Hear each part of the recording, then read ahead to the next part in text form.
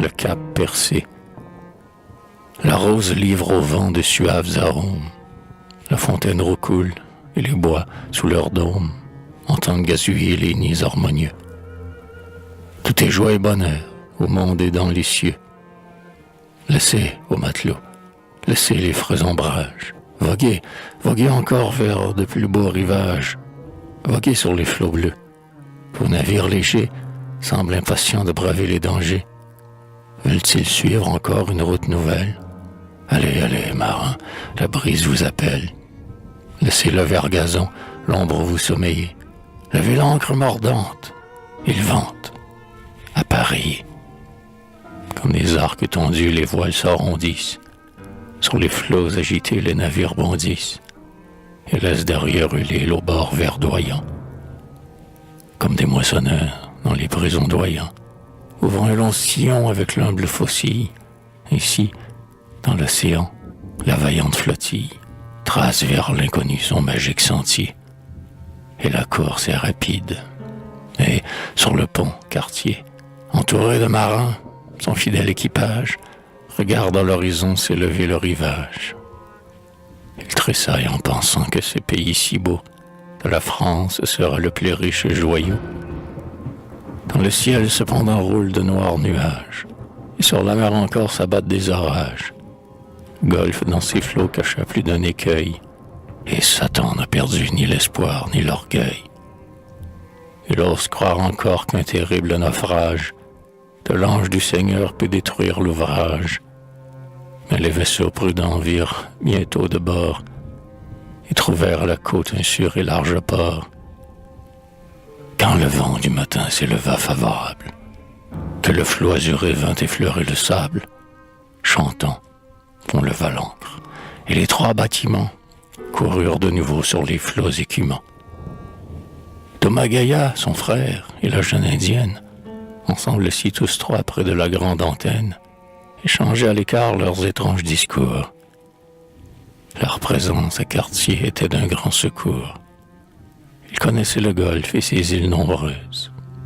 Ils lui parlaient du fleuve où des tribus nombreuses venaient planter de loin leurs tentes chaque jour. Et les deux Indiens, se levant tour à tour, pour indiquer la route, pour la rendre heureuse, montraient l'écueil à fuir, la côte plantureuse vers laquelle on pouvait sans nul risque cingler, et le cap où les flots allaient battre et meugler. Les vaisseaux fendent l'onde avec de sourds murmures, et leurs aigrets mouvants ressemblent aux ramures. Téguragny se lève et marche vers Cartier. « Vois-tu là-bas, dit-il, comme un portique altier, ce rocher solitaire où le corbeau se sauve? Bien au-dessus des eaux, il dresse son front chauve. Par la béante porte, entre ces hauts piliers, passera aisément tes superbes voiliers. De l'esprit des combats s'étalase et l'étrange, disent les vieux sachem. Alors, comme une frange, des lierres, des lichens s'attachaient à ses flancs. Sombre, il semblait monter jusqu'aux nuages blancs. Morose et sacrilège, aujourd'hui la ruine habite seule, hélas, la demeure divine. Comment ce vaste asile a-t-il été détruit? Je ne bandais pas l'arc, que j'en étais instruit. Et je vais, si tu veux, te conter cette histoire, que nul guerrier chez nous ne refuse de croire. Autant de lunes d'or ont monté dans les airs, autant de bleus glaïeuls au bord des ruisseaux clairs se sont épanouis sous une tiède haleine. Autant de blancs frimas ont argenté la plaine, depuis que s'est passé le grand événement dont je te fais, Cartier, l'histoire en ce moment, qu'il passe sur nos mers l'automne de ruines, que le chêne a de nœuds et le ouvert d'épines. Nous entrons dans la baie, inclinons à tribord, dit Cartier, et cherchons un fleuve plus au nord. Et tout en écoutant la légende encore neuve, il brasse la voilure et rêve d'un grand fleuve. Nina, dit l'Indien, était donc autrefois la plus belle des fleurs écloses sous nos bois. Ses yeux étaient plus noirs qu'une nuit sans l'étoile. Ses cheveux épais dépliaient un long voile sur son corps gracieux comme le jeune ormeau. Son chant était suave autant qu'un chant d'oiseau. Elle était jeune encore, et comptait moins de neige qu'un maladroit chasseur, à la fois dans ses pièges, de pandres et de castors. Elle venait souvent, dans le calme de l'ombre et le sommeil du vent, se bercer comme un cygne au ruisseau qui murmure. La vague lui faisait une étrange parure, toute de diamants qui luisaient au soleil, et ruisselaient au long de son galbe vermeil. Arescouy, l'esprit qui nous souffle la guerre, les deuils et les pleurs, hélas, ne touchent guère. Arescouy, le dieu dont l'asile sacré était ce roc, pareil au grand navire ancré. Arescouy brûlait, pour la rieuse vierge, une invincible ardeur, et, lorsque de la berge, il la voyait descendre et s'approcher des flots, il volait au-devant, murmurant de doux mots que l'indiscrète brise allait ailleurs dire. Seule elle pouvait voir le Dieu cruel sourire, et, pour saisir son bras dans son amour jaloux, souvent il s'avançait avec un rire doux. Mais la fille des bois nageait vers le rivage et cherchait un abri sous le manteau sauvage des séculaires pins, gardiens de sa beauté. Alors Arescouy s'enfuyait, irrité. Dans sa retraite sombre alors, comme un tonnerre, on entendait l'écho de sa sourde colère. Quand le jour, cependant, inondait les forêts, de discrètes lueurs et de tièdes reflets, un bienfaisant génie, au front jeune et superbe, sous les traits d'un chasseur sortait des touffes d'herbe. Respectueux et doux, il s'en allait alors, nageant avec souplesse en gracieux essor, vers la naïve enfant. Elle semblait l'attendre. Sente, avec pudeur, son regard franc et tendre se levait confiant sur le beau compagnon. Parfois elle fuyait, et de son pied mignon, elle fouettait la mer qui volait en rosée, ou la gorge sur l'onde et la tête posée sur les gerbes de joncs que le flot apportait. Elle semblait dormir. Innocente, elle était belle comme l'amour, notre premier rêve, et les oiseaux chantaient tout le long de la grève. Peut-être allumait-elle un feu subtil et doux, et sans aimer, peut-être, on devenait jaloux. L'œil errant sur les eaux, du haut de sa demeure, le sombre Arescouy l'aperçut. C'était l'heure où le taillis n'a plus que de faibles échos, où la grive et la fleur aspirent au repos. La mer, teinte de rose, au loin dormait. Les nues, qui déployaient au ciel des formes ingénues, semblaient flotter au fond de l'immense miroir. Le souffle harmonieux qui s'élève, le soir, faisait de temps en temps, avec un doux murmure, frissonner çà et là l'onde dormante et pure, et l'aile de l'oiseau striait ce chant uni.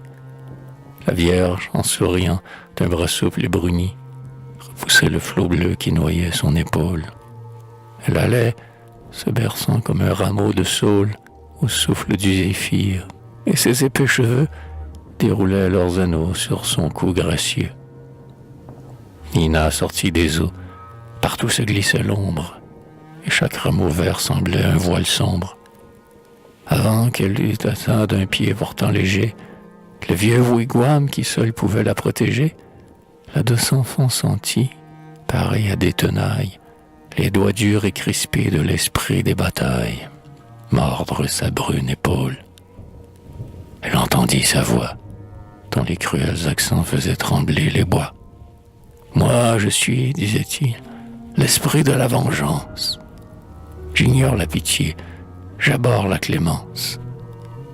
À moi, Nina, viens donc, la belle Vierge, à moi. Mon antre étouffera sous sa large paroi les cris du désespoir. À moi les chastes charmes, à d'autres maintenant la souffrance et les larmes. » Nina criait en vain.